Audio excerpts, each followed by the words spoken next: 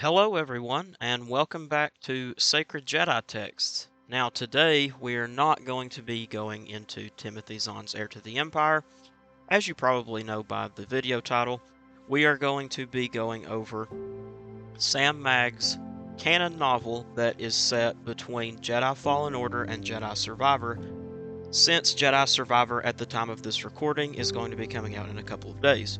So this video is just going to be a summary of the whole book, hopefully in around 20 minutes, maybe a little bit longer, maybe a little bit less.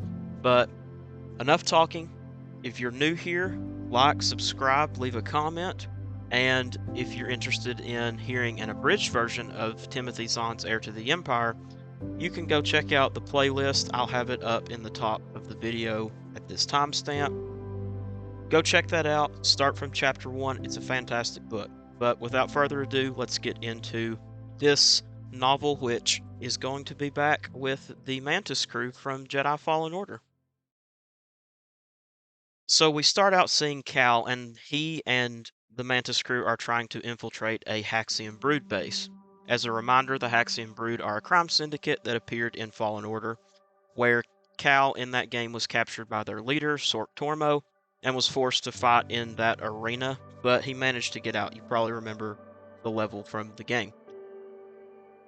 This book reveals that Tormo and the Haxian Brood have been after Cal ever since. So the whole Mantis crew is here, and they are looking to get into the Haxian Brood base. Cal gets inside, signals the Mantis. Cere and Merrin both get out. Cere has her lightsaber, and she is acting as Cal's new master, helping him hone his Force abilities and Jedi skills.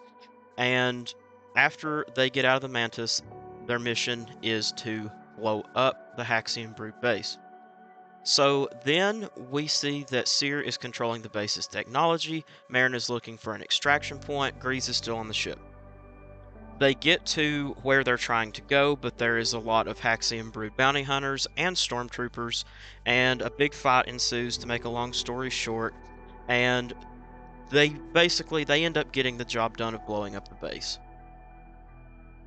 So as they're trying to escape the Haxian Brood base, and as it is literally crumbling and falling to the depths of wherever it is they are, Merrin takes out a bunch of stormtroopers, and she sees one that surrenders. The trooper takes off their helmet, and it turns out to be an alien woman. This woman reveals that she knows what happened on Dathomir to the Night Sisters and to Merrin's people, and is sorry about it, and she says that she wants away from the Empire. Merrin then has some flashbacks to General Grievous during his destruction of Dathomir, when he wiped out all of the Night Brothers, Night Sisters, well, not all of them, but a lot of them. And Merrin ultimately loses this trooper that was trying to surrender while the base is collapsing. So Cal and Cere are also trying to escape, and Merrin and Cal make it back to the Mantis, and as they see Cere, they're helping her aboard, but she has a trooper with her, the one that Merrin was talking to. So Cere and the trooper are brought on board the Mantis, and she is actually not a stormtrooper, but she still works for the Empire. She says she stole the stormtrooper armor so that she could escape. They question her, and it is revealed that her name is Chelwinark Fraithulrin? But she just goes by Fret, and thank goodness for that, because I was not looking forward to saying that whole name for the rest of the book. But anyways, with the help of Fret, they end up jumping to light speed in the Mantis, and that is because they're being trailed by a TIE Brute, and so they get away, they get off. And then the first big plot twist of the book is revealed. Merrin has an instant attraction to this Imperial worker who stole the Stormtrooper armor. Like, a really strong attraction to her right off the bat. Cere, Grease, and Cal are still very nervous about having Fret on board, and they don't really trust her, but Merrin seems to at least somewhat trust her because of her attraction to her. After questioning Fret a little more, Fret reveals that she is Kashiri, which is a race from a planet somewhere in wild space, and she also says that she knew about Cal, Grease, Cere, Merrin, and the Mantis, and that she was actually in search of them. She also says that she knows of a job that could really hurt the Empire and change the entire galaxy, but she needs their help. They ultimately decide to help Fret on board the ship and take her up on her offer, and for the moment they are off to Hosnian Prime. Fret needs a place to stay on the ship for the time being, so Marin offers her room. Grease and Cal are especially still questioning the fact that Fret is there, but Marin really defends her. She says that she was like that after one point and they supported her, but they tell Marin that she was in a totally different situation when they rescued her from Malicos in Fallen Order. On Hosnian Prime, Marin and Fret are very close with one another, talking and laughing and whatnot, and they eventually meet up with Fret's contact. This contact hates the Empire, or so he says, and used to be into politics but is now out, and he is actually the one that gave the Mantis' location to Fret so she could find Cal and the rest of the crew and tell them about the big job. The contact, whose name is Karis Lar, I think I'm saying that right, knows all about the Mantis crew and even calls their actions, quote, legendary. It is revealed that Karis knows the location of schematics for a piece of tech called the Shroud. It can keep the Mantis crew off the grid and drop them off Imperial sensors forever. Cal says that they've seen tech similar to this before, but Fret really says the Shroud is above anything else. It can make the wearer invisible to absolutely everything. Nothing can find you. Not sensors, not cameras, not tracers. Nothing can find you if you have this tech. Karis says that an actual prototype hasn't been built yet, but that the Empire has the schematics, and that if anyone can get them back, it's the Mantis crew. Seer says that they are interested, and Karis reveals that the prison with the schematics is located in the Talon cluster on the planet Mercana. It is then revealed that something else is on Mercana, something Seer remembers her master, Eno Cordova, telling her about, and something she actually saw in the Jedi archives before Order 66, the Circlet of Suresh. This artifact radiates the Force and can be very useful. Karis tells the group to decide if they want the job or not quickly, because the Empire is going to be picking up the schematics too. And not just any Imperial troops are going to be after this, like stormtroopers. It is actually the fifth brother, Inquisitor, that is after it too. Then we get a bit of character info about the fifth brother. It's kind of weird, honestly. It's just like there's like 2 or 3 pages of character information about him, just right in the middle of the book, and then it doesn't even switch chapters after it's done talking about him. It just switches the point of view back to Cal, I think. But we learned that the fifth brother was taken at a young age by the Jedi and was once a Padawan learning to become a Jedi Knight. He now despises the Jedi. And then that's basically all that it says about him.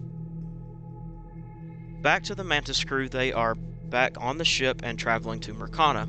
Seer tells Cal that there may be more on the planet to really help them rebuild the Jedi Order, other than just the Shroud. I'll just say that the next few pages take place in Cal's room, and that there is a very descriptive scene of Marin and Fret giving into their feelings for one another. That is the most PG way that I can describe the scene, but it did not leave much to the imagination. Then Cal sees that his door is shut and sees green flame coming from inside, and he thinks Marin is practicing her magic. Then he sees both Fret and Marin come out of his room, and honestly at this point I felt a little bad for Cal because he's kind of jealous. He sort of kinda likes Marin. He's scared of his feelings though because of the Jedi Code. It's all really just a tangled up web of messiness at this point with how Cal feels about Marin. He just doesn't really know how to feel. The group then gets to Mercana, and it is revealed that the locals really hate the Empire. Maybe they can get some help. It is also revealed that it used to be an extremely beautiful planet before it was bombed by the Republic. However, Seer actually finds the Circlet of Suresh, so that is a big win for her and Cal. And we'll probably see it on the Mantis in Jedi Survivor, so if you see a little displayed artifact, now you know what that is. So they find the Imperial base, and the group is going inside. Marin gets some more PTSD flashbacks to Grievous when he was on Dathomir, and then another plot twist happens.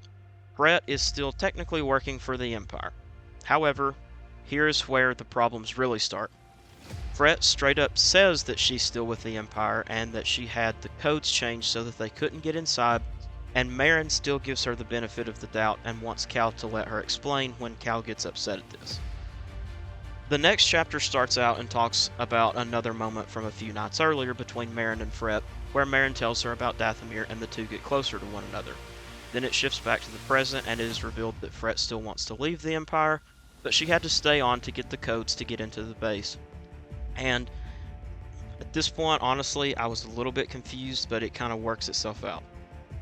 Cal is very unsure about everything now, but they continue. And who do you think is inside the prison in this base?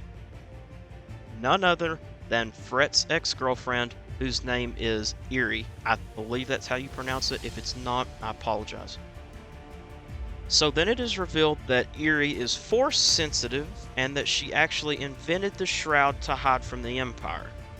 Fret seems to still really care about Eerie, and it is revealed that the schematics aren't actually physical copies. They are inside Eerie's head, so they need to get her out alive at all costs. Merrin is really upset about the whole thing, but she understands that for the greater good, she has to think of the mission. However, Eerie and Fret run off. Merrin and Cal then face off against Purge Troopers who are genuinely about to kill them both, but Merrin's powers return and she really just destroys them. Then the fifth brother arrives.